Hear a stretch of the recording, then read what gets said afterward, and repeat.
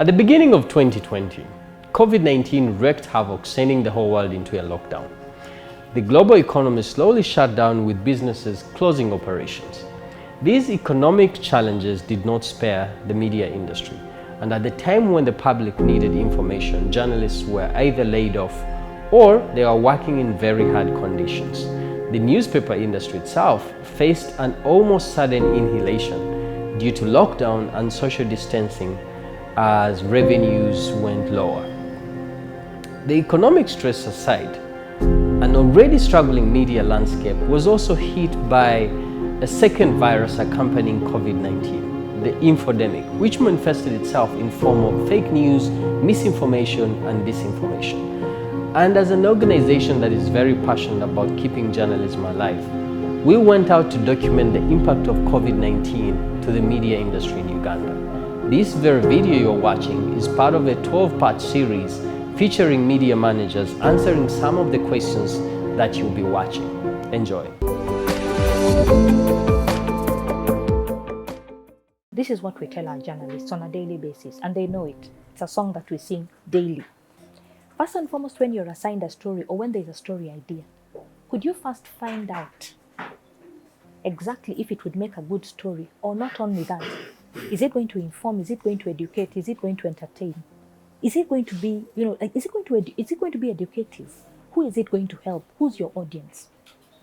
And this is what I always say to the journalists, that as you're going out or when you're given the assignment, sometimes you might go, it might be breaking news, but if you have the time, can you please first just read up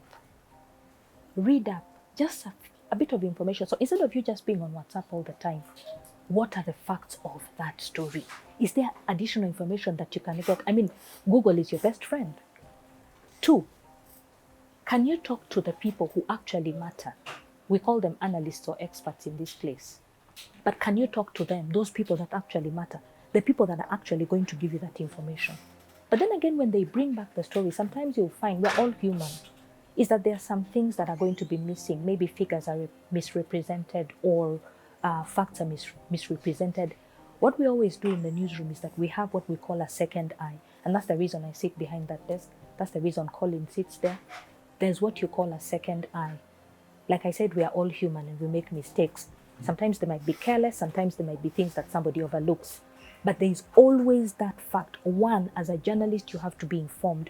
But 2, always make sure you fact check your work yourself and that you get somebody else to second eye what you have done. We have the mostly fortunate but can be unfortunate role of having to interpret bigger problems to the society and to the people we report to and for.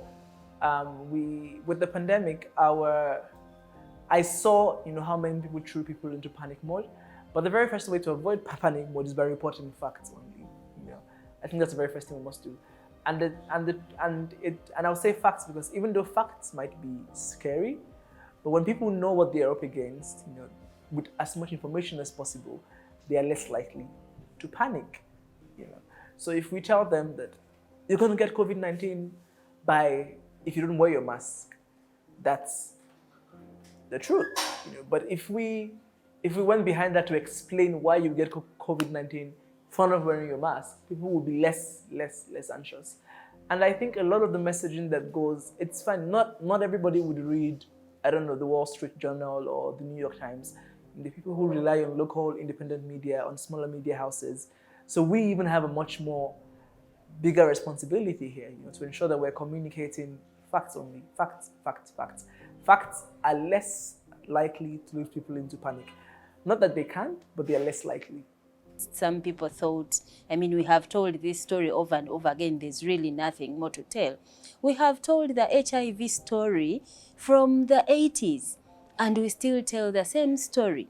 So, stick to the issues.